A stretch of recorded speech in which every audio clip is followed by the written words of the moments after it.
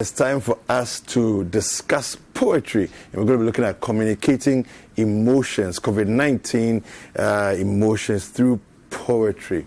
I've been joined by some fantastic people this morning. Chief Moomen is here with me. Apiorkor is here with me.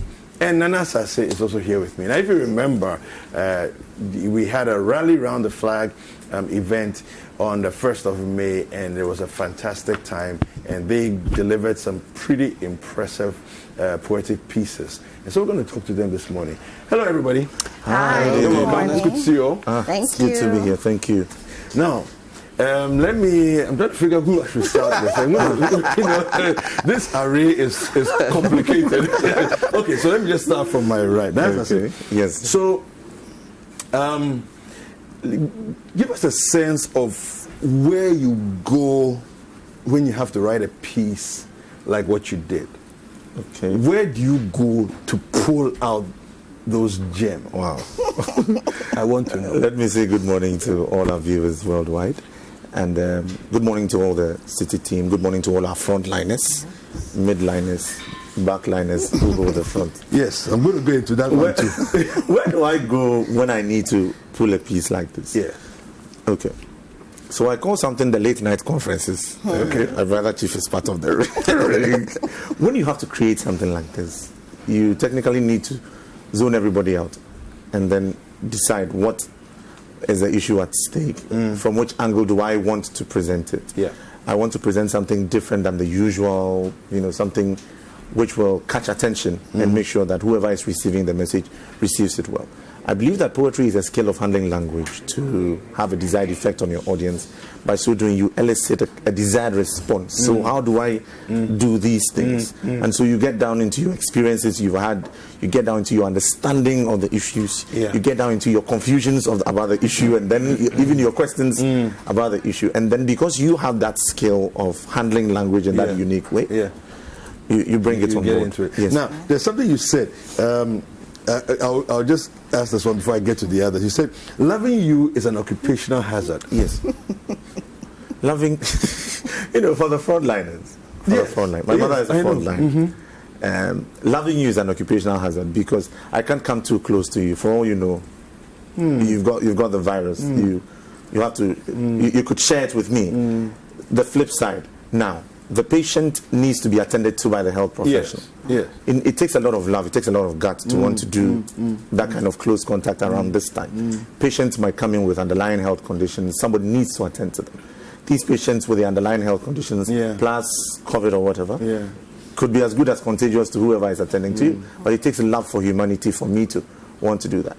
Now, when this health line worker is done, goes back home, his family is also on the line. So loving you is actually an occupational hazard, whichever side you choose to look at it. If the family chooses to still embrace our health workers, it's an occupational hazard.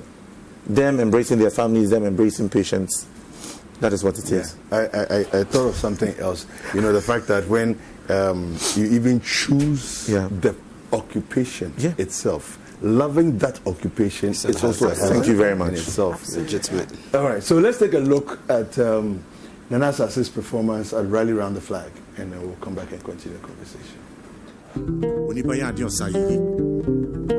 And so we work our backs all the year and carry our cranes home. It is only fit that at least for a day we sit and count our bumper harvest. For our bumper harvest, your bumper harvest is my peace of mind at least for a year. There will be no thieves, only overfed scarecrows on regular patrol. Anyami?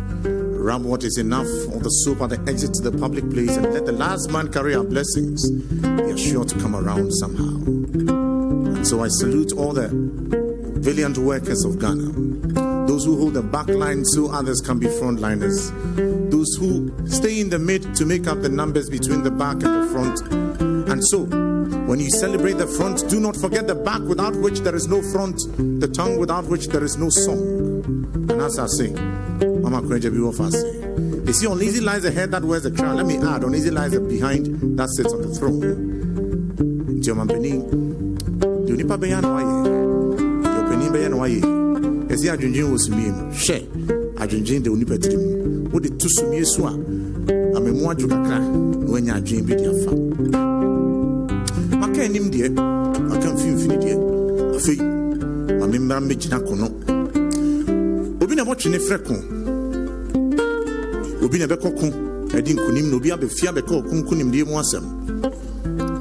But there's a purpose for which God created the earth and placed this golden mat at the center.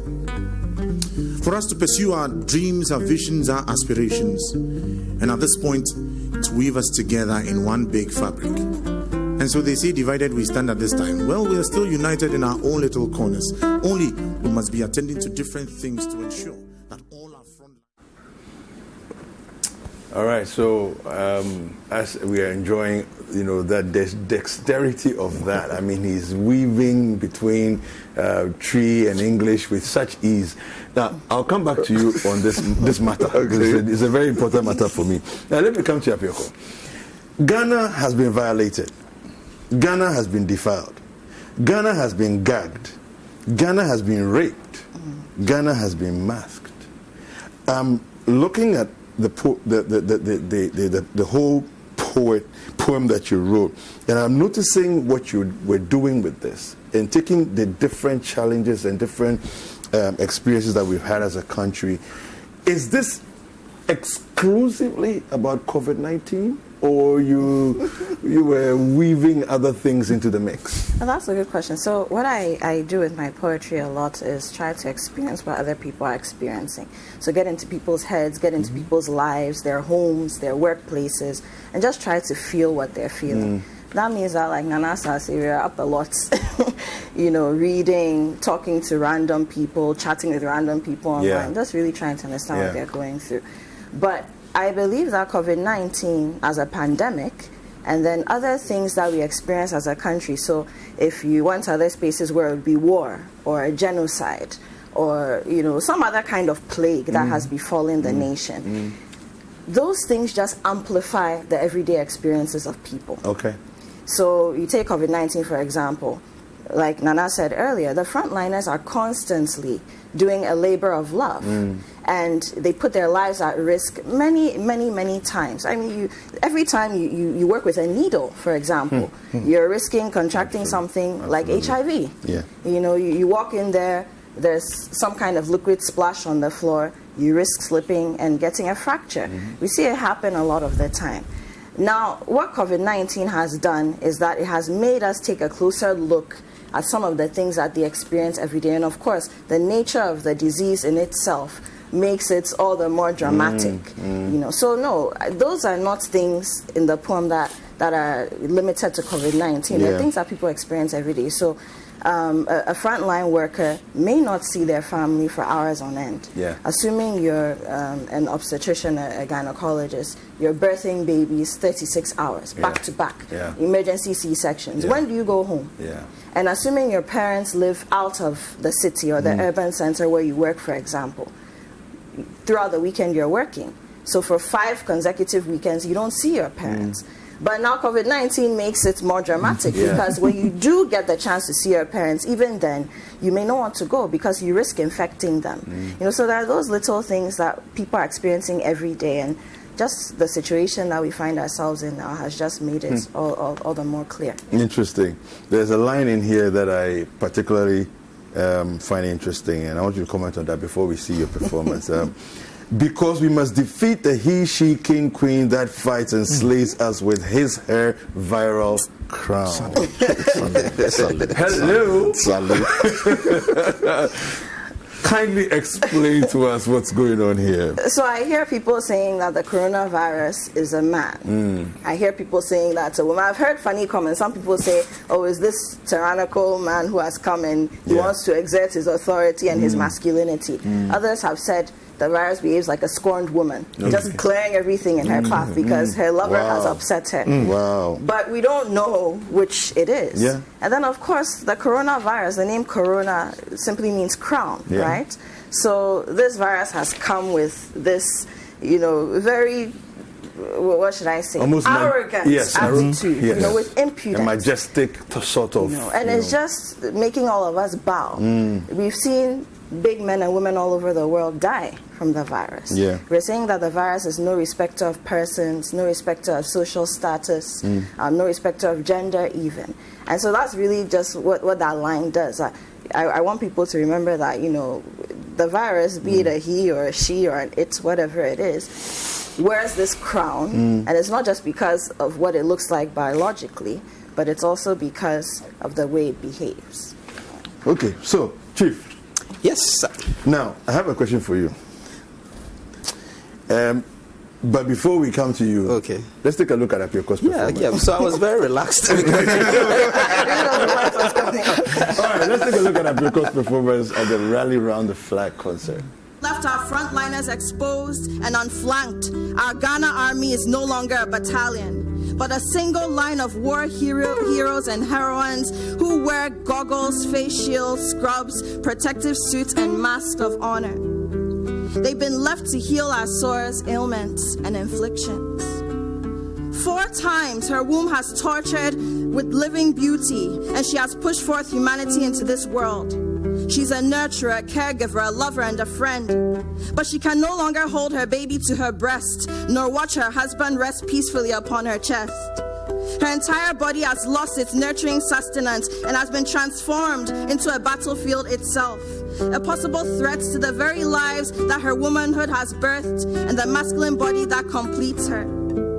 So this heroine hides behind her goggles, her face shield, her scrubs, her protective suit, and her mask, her last threads of honor, praying every second that a ceasefire will be called and she can feel human again. His love for life and love is unparalleled. He is himself the lifeline for his comrades and the light for his foes, yet this social being must remain socially distant. Because even if he had the chance to escape from the front line of testing, positive cases, negative cases, isolation centers, intensive care units, strange trial and error treatment plans, and the stench of death, all that he could do would be to make a couple of video calls, replay a few WhatsApp messages, and then retreats from the battlefront line to his cold, lonely bed, haunted by his dreams of being able to date women again, share a drink with a new buddy, and dance the night away on a Friday night in Accra. So this hero hides behind his goggles, his face shield, his scrubs, his protective suit, and his mask, his last threads of honor, praying every second that a Epi. Yes. I'm going to discuss with you guys in just a little bit, after I deal with Chief, you know, the play of, or the importance of music and props as you do your performance and so on. But, Chief, yes, David. I'm going to start by reading something from yours. When we can travel again across the beauty of our country, the hot and dry magic of the savannah, where the shea butter will moisturize your skin and bring out your ebony gleam, and the tuozafi and ayoyo will bring peace to your soul across the east through the charming allures of the mountainous abode of Togbe, where the fertility will light up your spirits when we can adorn our magnificent kente from Bonre and move our hinema feet to the rhythms of the Fontom From. It is now to the rhythm of Kete. I presume from this that you're already looking ahead to the end of the trying times that we find ourselves in. Yes, David, let me also say good morning to all our listeners and to all the frontline workers, and also to say Assalamu alaikum and Ramadan Mubarak, and actually Juma Mubarak to all my Muslim brothers and sisters out there. Today is extra blessings, Ramadan, and it's a Friday. We don't go to the mosque, but at least we pray in our individual homes. And talking about looking ahead, you know, we are halfway through Ramadan. It means the Ramadan comes to an end, and usually we all gather at the mosques, you know, thousands of us. Maybe this year we're not sure if we are going to do that. So one of the impulse throughout this whole COVID season is the expectation that what are we going to do again after COVID? How can we get back our lives? And, you know, people take a lot of things for granted. We take our freedoms for granted, the air we breathe for granted, the way we socialize with people for granted, the way we can freely travel for granted. But once you are immediately denied all of these things, then you begin to essentially appreciate the little things really that make up humanity. So it's not about the big possessions. It's just about your ability to do the daily things, to meet up with your friends, to go and visit your family, and to share a meal together around an asanka with fufu swimming in a bunubunu. So for me, that was why I put that in the last part of the poem, that even as we are all in lockdown, there's a hope and an expectation that we all get out of lockdown. And that hope is how we resume our lives and get back to as normal as possible once the pandemic is over. Now, let me come to that question, which any of you can take and share your different experiences. But the use of music, sound effects, props, how and why? What makes you choose what you choose? All right. Yes. Nana Asaase is looking at me. Well, for me, it's especially important because I don't memorize or I don't recite my poetry off memory, and it's intentional. The way I write, and you've seen, it's heavily punctuated. The structure on the page is very important for me because I'm primarily a writer, and the performance, even though I do it and I take it on with all seriousness, is secondary for me. So it's important to make sure that there's something that can engage the audience beyond just me reading. So things that can interpret so you saw the dancer in my performance, for example, visualizing Ghana, making Ghana more concrete in that sense. I always have my golden mic on stage with me. There's a whole story behind that too, but my stage colors are black, red, and gold. Colors of power, colors of royalty, colors of a matriarchy that I carry on my shoulders. But then apart from that, let me take you to the classroom a little. You do know that not everybody has the same way of learning or receiving information. Some people are more visual, some people are more auditory. Some people need a lot of activity before they can really understand what's going on. It's the same thing when you're performing. You need to, as much as possible, have different elements that can touch different senses so that people of different abilities can move with you, basically. So, for example, if somebody who were hard of hearing or were deaf were watching, even if they weren't hearing the words, what they're seeing can sort of give them a sense of what's going on. And vice versa, if somebody were blind, but they could still hear what I was saying, and the music sort of carries the words along with it. Okay, talking about music that carries the words along, let's take a look at Chief Moomen's performance and get a sense of the play with the xylophone in the background. Let's take a look at that.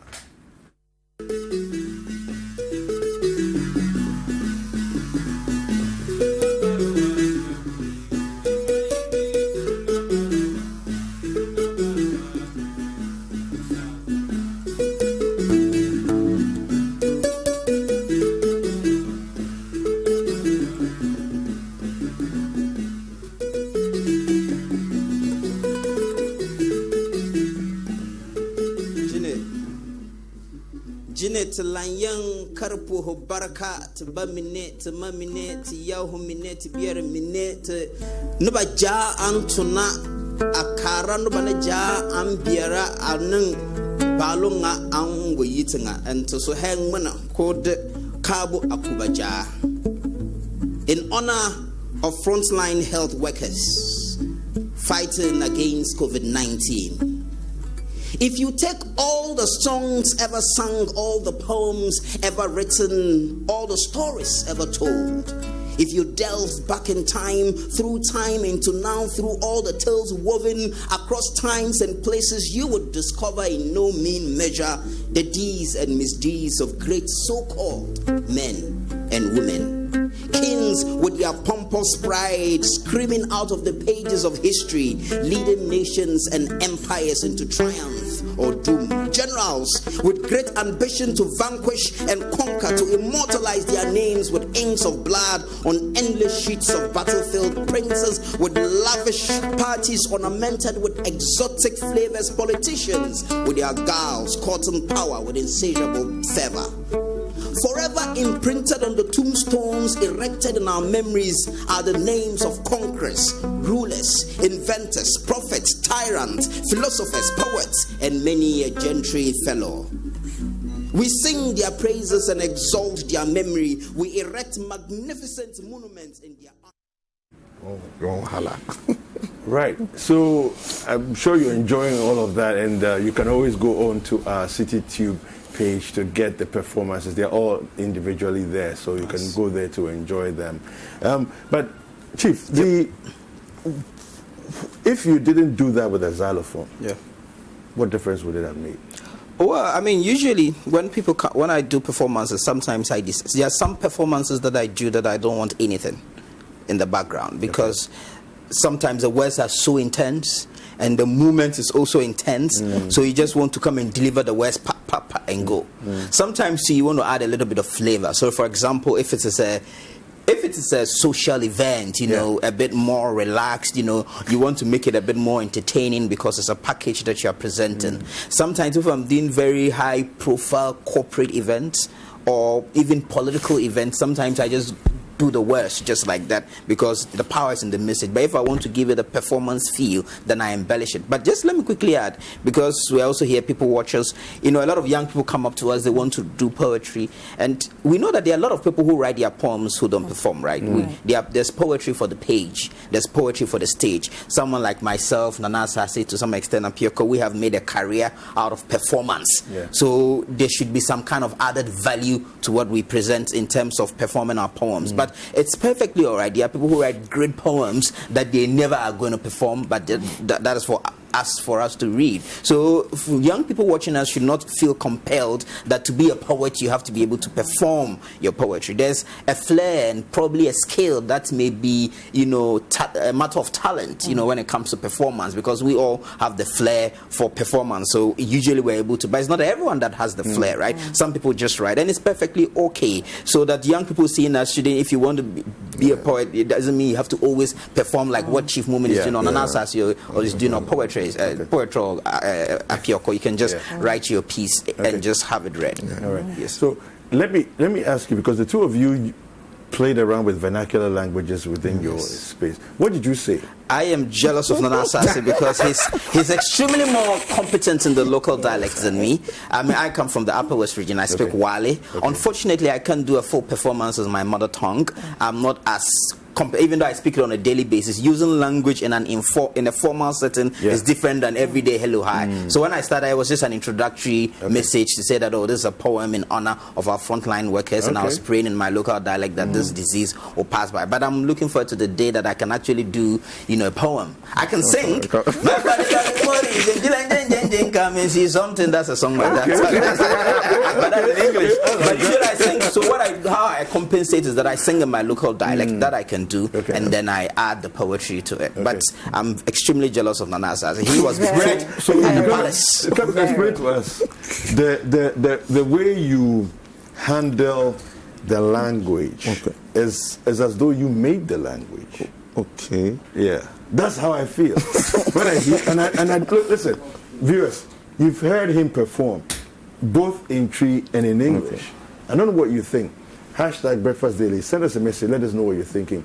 WhatsApp line is 0550-585-832. Right? Now, how do you do it? Okay. How competent are you in any language you want to speak? How well do you speak it? Okay. If you really know your language so well, you're able to shift in and out without any effect. Like someone has a dream, they wake up to go drink water, come back and sleep, and they reload the dream from where they got to and get it to a very beautiful ending.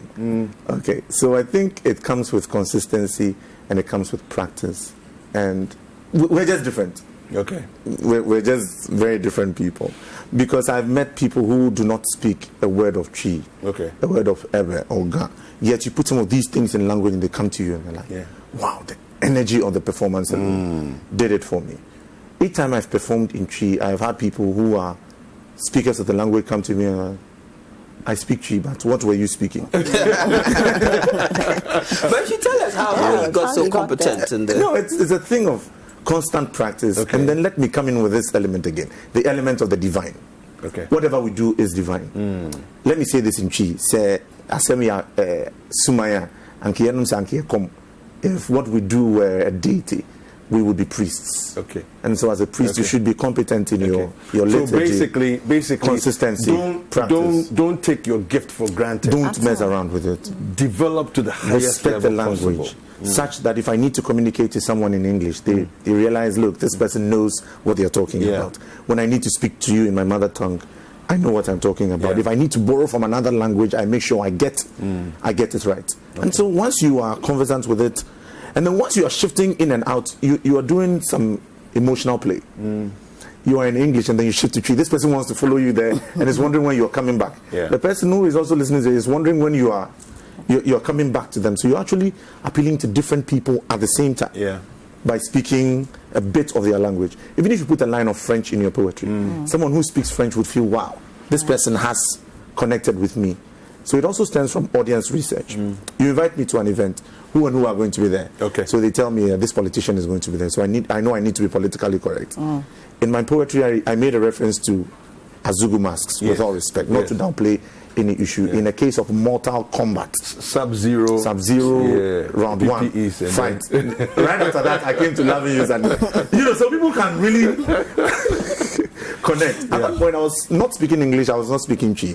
I was speaking security issues. At that moment, I was speaking Mortal Kombat. I was speaking gaming. I was speaking to Ghanaians who grew up coming 80s down into the 90s. These are things we live with virtually every day. So I think sometimes too, it's unconscious. Sometimes it's unconscious, but it's a good. Interesting. Let's go into academia a little bit. Lyric, sonnet, narrative. When you look at all the three pieces that was performed, right? Explain to us what these are and what your performances. I mean, the poems that we've heard. Okay, so a sonnet is basically a poem that has 14 lines. Okay, and typically, I mean, the most common one, and Shakespeare was a brilliant writer of sonnets, and probably the most popular that we refer to all the time in academia. But typically, you have what you call the octave and then the set. So the 14-line poem is divided into 8 lines, and then the last stanza is broken into 6 lines. Okay, then your lyric or your lyrical poem, the kind of meter that we use in song, where if you had a composition of music, you could easily fit lyrics into a general composition. I'm not talking about a Mozart kind of thing, or even the very, very, very technical high life pieces like you have from Konimo. No, I'm talking about your general flow in a major key of music. Lyrics are usually written for that, and so you have some poems that sound very melodious. The language is very simple, easy to remember. There's usually a refrain which becomes a chorus in a song. And then the last one you mentioned narrative. A narrative. So now I write prose poetry, and it's a fairly new kid on the block. So for me, and I believe Nana Asaase and Chief too, I mean, when you look at the poems, you see stanzas.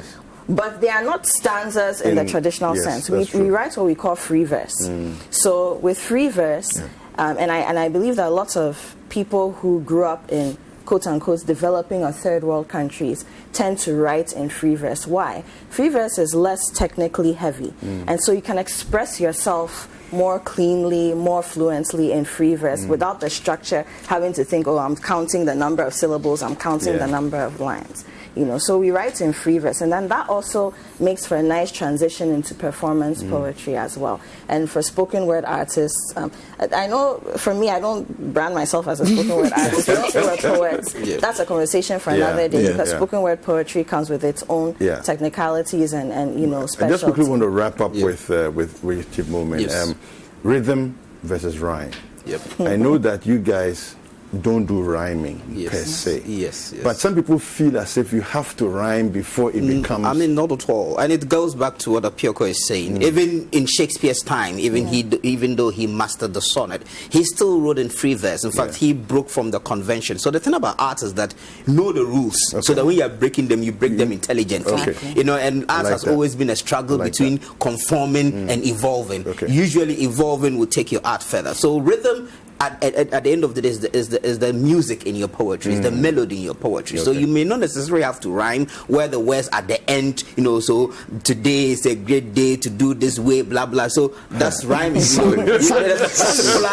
a particular refrain at the end of your poem, but rhythm is the music that comes with the poem. The way the beats go, so that you are not just writing, because there's a difference between poetry and just writing an essay, for example. Sometimes people send me works to look at. I'm like, you've written an essay, you've not written a poem, right? So how do you make it a poem? By giving it musicality. So if you look at all the poems that you read here, there's a particular flow to it. There's a particular rhythm to the poetry. So rhythm is really the musicality within your piece.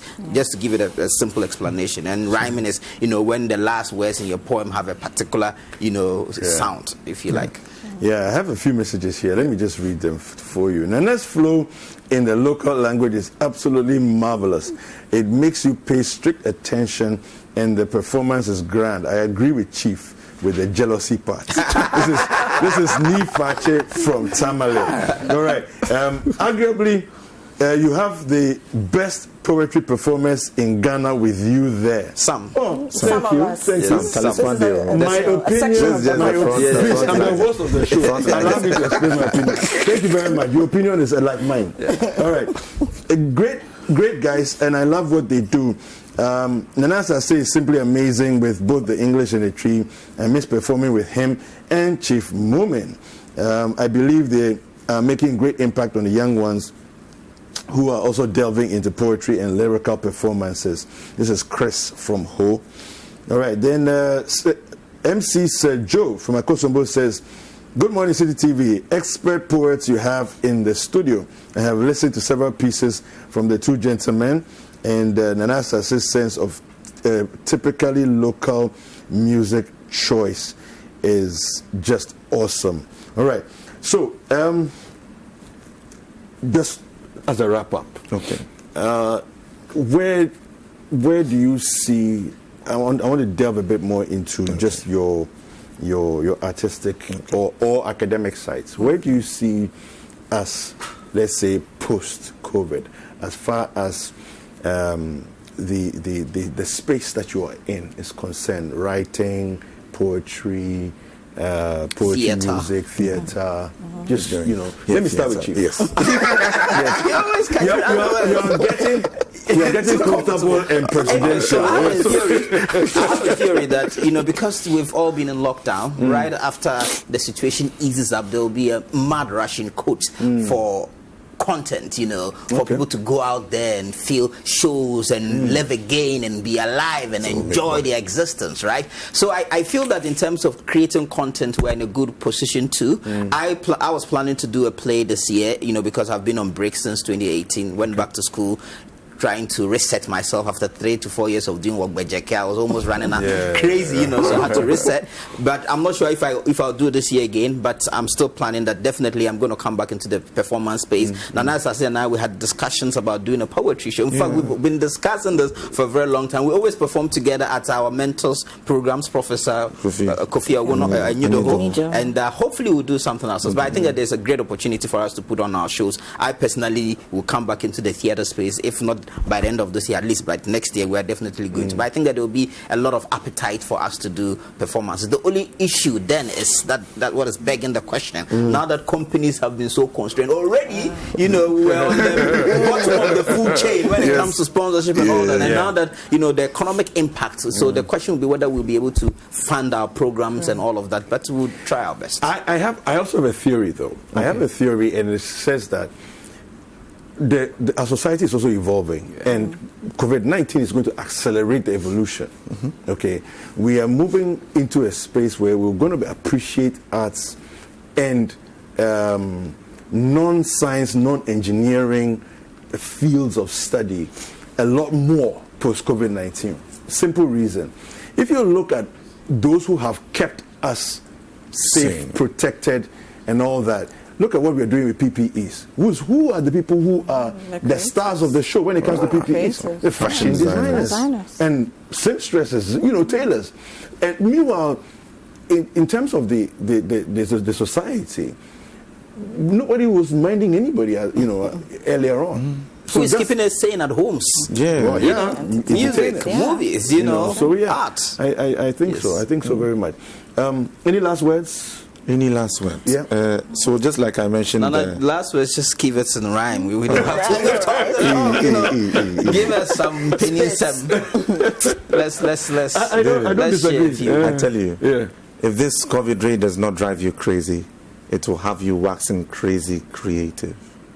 And so, remember to fight the virus and not the people. And as my last words round Rally the Flag says, we in a short while might be able to wash our hands of COVID-19 like Pontius Pilate, and we might just have enough time to fix Vision 2020. Wow. Post-COVID. Wow. I'm a private time, as I said. Let me say a quick good morning to the backs without which there will be no front. Professor Kofi Anyidoho, Professor Ladi Wosomu. I mean, let me just add that we are just, little seedlings still sprouting. And then in this industry that we have giants. One thing that we don't lack in this country is when it comes to mentors in the arts, writers. I want us to celebrate the giants. Yes. Okay? In this moment. Let's take 2 minutes to celebrate the giants. Let's mention who they are. Yeah. For me personally, I count myself very lucky. I mean, so I do poetry, I do theatre. Before I got to the university, I knew Professor Kofi Awono, Kofi Anyidoho, and Professor Martin Owusu had read their works. They were like celebrities. I get to school and these are my lectures in the English department and in the theatre department. So I was always 150% attentive. So today I just want to celebrate Professor Martin Owusu, who taught me playwriting, and Professor Kofi Awono, and of course Dr. Mauli J, who taught me creative writing in school. Yeah, so for me, I was also lucky to be in the University of Ghana at a time when Professor Kofi Anyidoho was my lecturer. Professor Awono was on sabbatical but was coming through all the time. Professor Atukwe Okai, may he rest in peace, is the one who told me, look, you don't have to memorize your poetry, you can read it and it's still a performance. And then of course Professor Amata Edu, who made us know that, look, it's okay to be a feminist and be a creative at the same time and exist, really. So we were very fortunate. And then of course Professor Helen Yita, who was a great mentor in terms of the academia of literature, head of department and longest day supervisor. I cannot go this lane without not mentioning Professor Kofi Anyidoho. Let me talk about the late Awuno. Let me talk about Atukwe. Let me talk about Nana Kwesi Janapinti. Let me talk about Professor Lade Wosomu. Let me talk about Dr. Mauli J. Let me just pay respect to the Department of English as a whole. A lot of people thought I was in the theatre as department. Let me salute all of them. Onisoa, and then Uncle Terry. Uncle Terry, of course. And, and the theatre department, I'm so fascinated when I go there because it just shows you the depth of talent. And for me, that's what pushes me, that I want to take my productions big, because I know that the talent that we have in this country, if we're able to curate that talent into a big theatrical vision, we can take over the world. And for me, my greatest joy is when I put together a team and I see that they are committed to what they are doing and they create magic on stage. And I know that inshallah, in some couple of years to come, we will indeed take over the world. So if anybody hears this, let them see a fantastic good morning. He says I shouldn't call him my grandfather, my friend. Ejako Unimo. All the way in Kumasi. Thank you very much. I've been speaking this morning. Thank you, City TV, for this wonderful opportunity. You had us last week, you had us. And thank you to COVID-19 to have you. To the bossman himself, COVID-19 gave us long may it be history, my friends.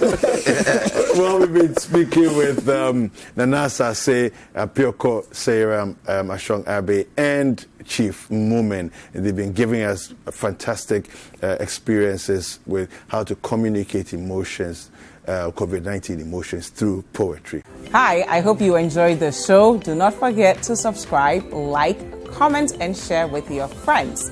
This is Breakfast Daily on City TV. Join the Breakfast Daily team Monday through Fridays from 7:30 a.m. to 10. Join us for breakfast daily, only on City TV.